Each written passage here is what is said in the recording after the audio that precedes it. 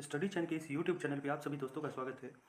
आप देख रहे हैं जो पेपर में आया है दो खबरें और खबरें बड़ा क्योंकि रोज़ के रोज़ डेटा चेंज हो रहे हैं कि 7वें चरण में बहाली के जो डेटा है वो चेंजेस होते जा रहे हैं।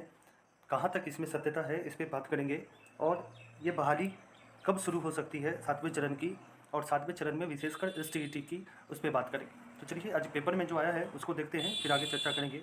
आप देख सकते हैं लिख रहा है सातवें चरण में कितने तो 1,65,000 शिक्षकों की होगी बहाली। ये आज जो पेपर है उसमें आता है और उसमें जो खबर आई है पटना राज्य के प्राइमरी से लेकर +2 स्कूलों तक में 7वें चरण में तकरीबन 1,65,000 शिक्षकों की बहाली होगी। ये 1,65,000 अभी दिख रहा है, कल के पेपर में 1,80,000 था और ये संख्याएँ अभी बढ़ने की आसार हैं। अब देखिए, अब फिर से प्रिंट मीडिया कितने तरीके से कितने सीटों का आकलन करके बताती है। फिर से आगे चलते हैं। लिखा जा रहा है कि बहाली के लिए सेंट्रलाइज ऑनलाइन आवेदन लिए जाएंगे। ये तो बड़ी अच्छी बात होगी कि ऑनलाइन और सेंट्रलाइज तरीके से बहाली होगी। पोर्टल पर मेरिट लिस्ट बनेगी और पोर्टल पर मेरिट लिस्ट बनने के बाद नियोजन इकाइयों को दी जाएगी। हालांकि विश्वस्त सूत्रों की माने तो रिक्तियाँ अभी बढ़ घट सकती हैं। 7वें चरण की नियुक्तियों की तैयारी के तहत ही राज्य के सरकारी प्राइमरी मिडिल स्कूलों में इस शिक्षकों के खाली पदों का ब्यौरा शिक्षा विभाग ने जिलों से मांगा है। इस बाबत प्राथमिक शिक्षा निदेशक रवि प्रकाश द्वारा सभी जिलों के जिला शिक्षा पदाधिकारियों एवं जिला कार्यक्रम पदाधिकारियों स्थापना को निर्देश दिया गया है। दरअसल पंचायती राज एवं नगर निकाय संस्थान के तहत रिक्त पदों की गणना करते हुए शिक्षा विभाग ने जिलों से रिक्तियां मांगी थी। इस तहत कई जिलों द्वारा 31 मार्च 2022 तक सेवानिवृत्त, आप देख सकते हैं डेट जो है वो 31 मार्च 2022 तक सेवानिवृत्त त्यागपत्र एवं सेवा मुक्त से हुई रिक्ति तथा छात्र शिक्षक अनुपात के आधार को मानकर रिक्तियां भेजी हैं। इसके मद्देनजर प्राथमिक शिक्षा निदेशक रवि प्रकाश द्वारा सभी जिलों के जिला शिक्षा पदाधिकारियों एवं जिला कार्यक्रम पदाधिकारियों स्थापना से कहा है कि जिन विद्यालय में छात्र शिक्षक अनुपात में पर्याप्त अथवा अधिक शिक्षक उपलब्ध है उन विद्यालयों में से शिक्षकों की आवश्यकता शून्य रखी जाए। 1 से 5वीं कक्षा तक के लिए RTE एक्ट में आलोक में नामांकित छात्रों की तुलना में शिक्षकों के रिक्त पद की गणना की जाए। उल्लेखनीय है कि प्रत्येक प्राथमिक विद्यालय में न्यूनतम 2 शिक्षक का पद होगा तथा शिक्षक की अधिकतम संख्या की गणना नामांकित छात्र के आधार पर की जाएगी।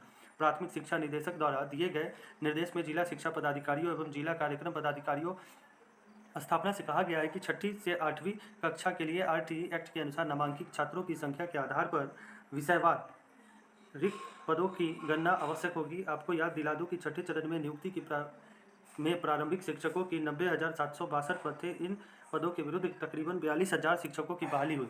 इसके साथ ही तकरीबन 48,000 पद खाली रह गए। ये 48,000 खाली रह गए पद अब 7वें चरण की बहाली में शामिल होंगे।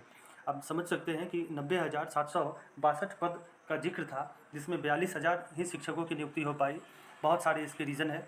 एक तो नियोजन की जो प्रक्रिया है वो गलत है, जिसके कारण भी जो छात्रों को होना चाहिए था शिक्षक वो वंचित रह गए इस शिक्षक वाली कैटेगरी से।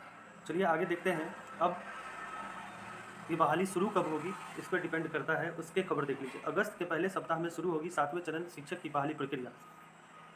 ये लिखा जा रहा है पटना के, मुझे लग रहा है कि ये पेपर जो है वो दैनिक भास्कर है।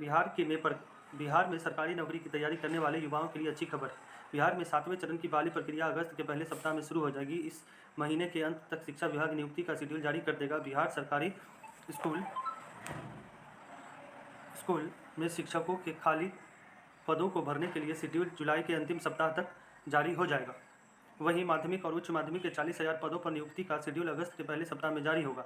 इसका इंतजार कर रहे अभ्यर्थियों के लिए अच्छी खबर है। शिक्षा विभाग ने 1,65,000 से भी ज़्यादा रिक्त पदों को भरने की तैयारी शुरू कर दी है। शिक्षा विभाग ने शिक्षक नियोजन की प्रक्रिया में अगले महीने से जानकारी मांगी थी। वहीं माध्यमिक शिक्षा निदेशालय की ओर से सभी जिलों में रिक्त पदों की सूची को लेकर मांग की गई थी। शिक्षा विभाग ने इसका आकलन किया है और 72,000 प्राइमरी स्कूलों में 1,25,000 पद खाली है। वहीं 9,360 माध्यमिक और उच्च माध्यमिक विद्यालयों में 40,000 से अधिक पद खाली है। शिक्षा विभाग इस बार फिर शिक्षक नियोजन पूरी तरीके से ऑनलाइन होगी। शिक्षक भर्ती के लिए अभ्यर्थी को आवेदन भी ऑनलाइन करना होगा। शिक्षा विभाग के ने फैसला किया है कि शिक्षकों के मेरिट लिस्ट पोर्टल के जरिए बनाई जाएगी। शिक्षा विभाग नियोजन इकाइयों को सूची देगा। जो अभ्यर्थी छठे चरण में शिक्षक पात्रता से वंचित रह गए हैं उनको 7वें चरण में मौका दिया जाएगा। ऐसी जो खबर चल रही है वो आप देख सकते हैं और समझ सकते हैं। अब क्या ये सरकार अभ्यर्थियों के आंदोलन को देखते हुए, क्योंकि अभ्यर्थी आंदोलन के मूड में आ चुके हैं, और इसको देखते हुए क्या ऐसी योजना बना रही है कि अभ्यर्थियों के तत्काल इस प्रिंट मीडिया के माध्यम से सूचना देकर रोकने का प्रयास किया जाता है। हालांकि सभी अभ्यर्थी एकजुट रहे और 28 जुलाई के बाद अगर शेड्यूल नहीं आता है इस पेपर के माध्यम से कि अगस्त के पहले सप्ताह तक अगर शेड्यूल नोटिफिकेशन नहीं आता है, तब एक जोरदार आंदोलन और ट्विटर कैंपेन के साथ हम लोगों को उतरना पड़ेगा। मिलते हैं अगले वीडियो में। इस वीडियो को लाइक, शेयर और सब्सक्राइब इस चैनल को जरूर करें ताकि आने वाले हर वीडियो की नोटिफिकेशन आप तक पहुंचती रहे।